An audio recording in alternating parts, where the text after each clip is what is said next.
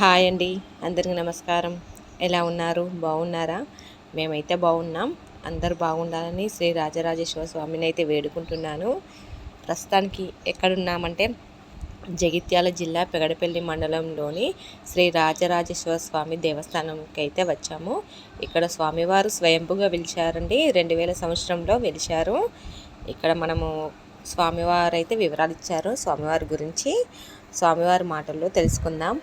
ముందు ఆలయ చరిత్ర గురించి. ఇప్పుడైతే గోపురం కడుతున్నారండి. ముందు చూడండి మీరు ఎంత పెద్దదిగా ఉందో ఆలయం.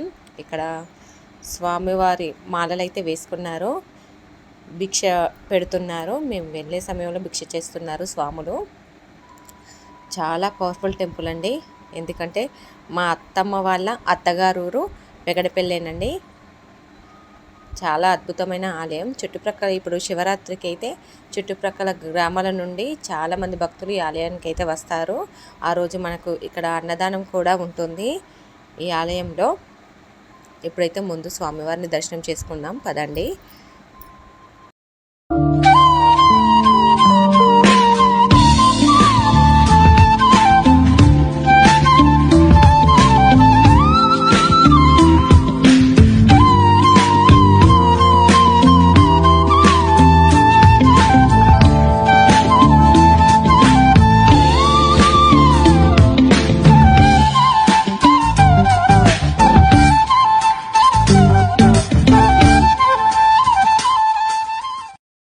ఇక్కడ స్వామివారిని వీడియో తీస్తుండగా నాకైతే స్వామివారి రూపం అయితే కనిపించిందండి.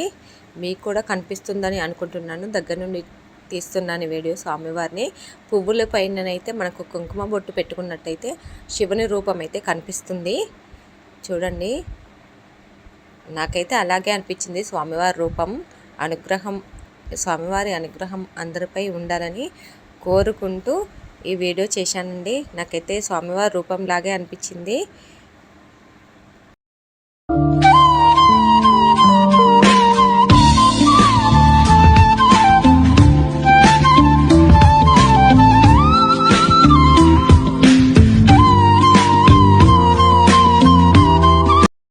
నమస్కారం స్వామి. కొంచెం మన వ్యూవర్స్ కోసం ఆలయ వివరాలు, ఆలయ చరిత్ర కొంచెం చెప్పండి. ఈ స్వామి స్వయంభూ రాజరాజేశ్వర స్వామి. ఈ స్వామి 2000 సంవత్సరంలో శ్రీ కాసుగంటి శకుంతలాదేవి గారి మామిడి తోటలో పోతిరెడ్డి కాటం వెంకటరెడ్డి వారి ట్రాక్టర్కు తగిలి స్వామి పైకి తేలినాడు. అప్పుడు వాళ్ళ తండ్రి కాటం పోతిరెడ్డి మరియు గ్రామ పెద్దలు అందరూ కలిసి ఇక్కడ స్వామిని ప్రతిష్ఠించి 2000 సంవత్సరం నుంచి ఇప్పటి వరకు దినాభివృద్ధి చెంది స్వామికి గాలి గోపురం కూడా మహా సంతోషంగా నిర్మించుకుంటున్నారు భక్తులు. స్వామికి దినదినము భక్తులు ఏటేటా పెరుగుతున్నారు. భక్తులు అంటే అనుకున్న కోరికలు నెరవేరడం వల్ల స్వామి ఎవరైతే ఏ కోరిక కోరుకుంటారో అందరికీ అటువంటి కోరికలు తప్పకుండా నెరవేరుస్తారు స్వామి. ఎవరికైనా ఏ కష్టం ఉన్నా ఇక్కడ ప్రతి సంవత్సరము కనీసం ఒక 100 మంది స్వాములు శివదీక్ష మాల తీసుకొని అందరూ ప్రతిరోజు ఇక్కడనే స్నానాలు, జపాలు, భోజనాలు అందరూ ఇక్కడనే. ఆ స్వాములకు ప్రతి సంవత్సరము దాతలు ప్రతిరోజు ఏదో ఒక దాత భిక్ష స్వాములకు వితరణ చేస్తున్నారు. ఆలయ టైమింగ్స్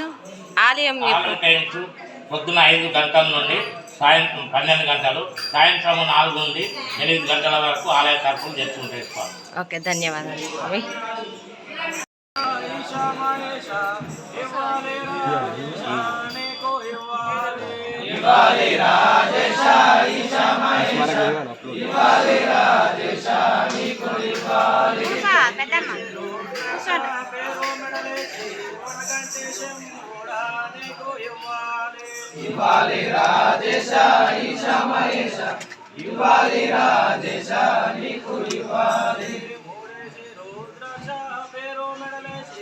ఇక్కడికి వచ్చిన భక్తులైతే చెప్పారు, మనం ఇక్కడ ఏది కోరుకుంటే అది ఖచ్చితంగా నెరవేరుతుందని చెప్పారు.